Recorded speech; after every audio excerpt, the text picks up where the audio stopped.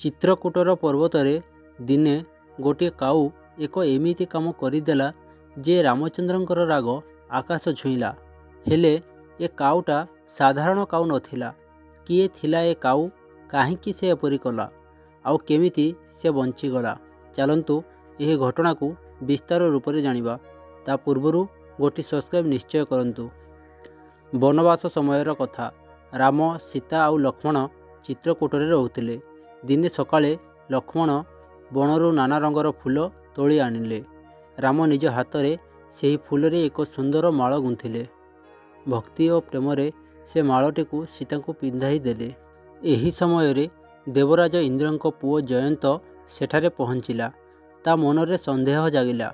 ଏମାନେ କ'ଣ ସତରେ ଭଗବାନ ନା କେବଳ ରାଜକୁମାର? ରାମଙ୍କ ଶକ୍ତି ପରଖିବାର ଦୁଃସାହସ ତା ମନରେ ଜାଗିଲା।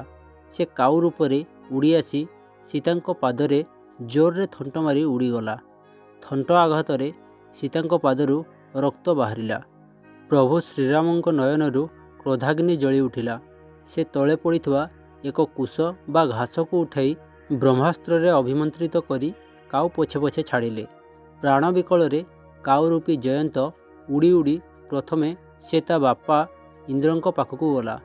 କିନ୍ତୁ ଇନ୍ଦ୍ର ଦେଖିଲେ ଯେ ରାମଙ୍କ ବାଣ ତା ପଛେ ପଛେ ଆସୁଛି। ସେ କହିଲେ, ପୁଅ, ମୁଁ ତୋତେ ବଞ୍ଚାଇ ପାରିବିନି। ଏହା ରଘୁନାଥଙ୍କ ଅମୋଘ ବାଣ।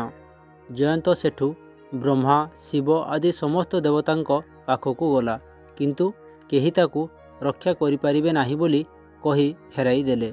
ଏହି ସମୟରେ ନାରଦ ମୁନି ଜୟନ୍ତଙ୍କୁ ବ୍ୟାକୁଳ ଅବସ୍ଥାରେ ଦେଖିଲେ। ଯାହା ଭଗବାନଙ୍କ ଦ୍ୱାରା ହୁଏ ନାହିଁ ତାହା ସନ୍ତଙ୍କ କୃପାରୁ ହୋଇଯାଏ। ନାରଦ ଜୟନ୍ତକୁ ଅଟକିବାକୁ କହିଲେ।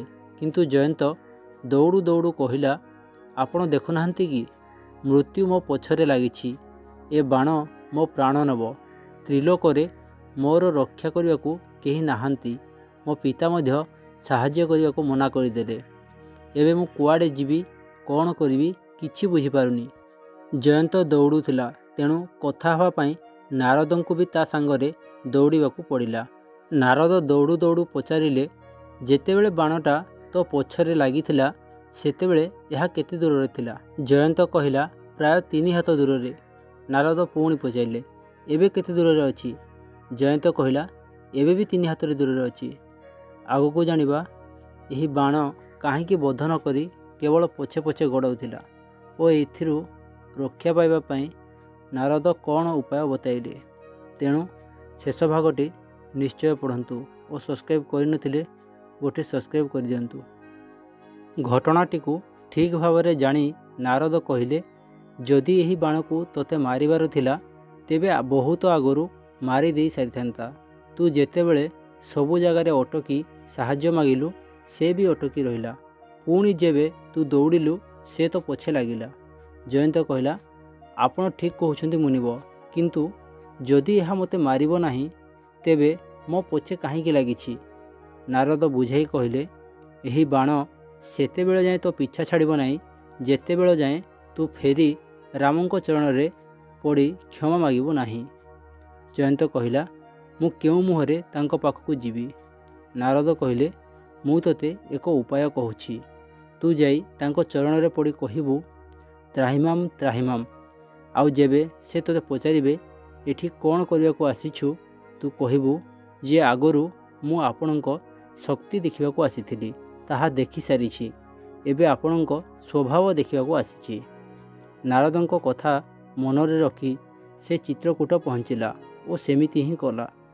ଯଦି ଜୟନ୍ତ ଭଗବାନଙ୍କର ଅପରାଧ କରିଥାନ୍ତା ତେବେ ପ୍ରଭୁ ତାକୁ କ୍ଷମା କରିଦେଇଥାନ୍ତେ। କିନ୍ତୁ ସେ ଜାନକୀଙ୍କର ଅପରାଧ କରିଥିଲା। ସେଇଥିପାଇଁ ଶ୍ରୀରାମ ତାର ଗୋଟିଏ ଆଖି ଫୋଡ଼ି କ୍ଷମା କରିଦେଲେ। କାରଣ ନିଜ ଭକ୍ତଙ୍କର ଅପରାଧ ଭଗବାନ ସହିପାରନ୍ତି ନାହିଁ। ସେଥିପାଇଁ ଭଗବାନ ଅଧା ଦଣ୍ଡ ଦେଲେ ଓ ଅଧା କ୍ଷମା କରିଦେଲେ। କାହାଣୀ ଭଲ ଲାଗିଥିଲେ ସବସ୍କ୍ରାଇବ୍ କରିବେ। ଜୟ ଶ୍ରୀରାମ।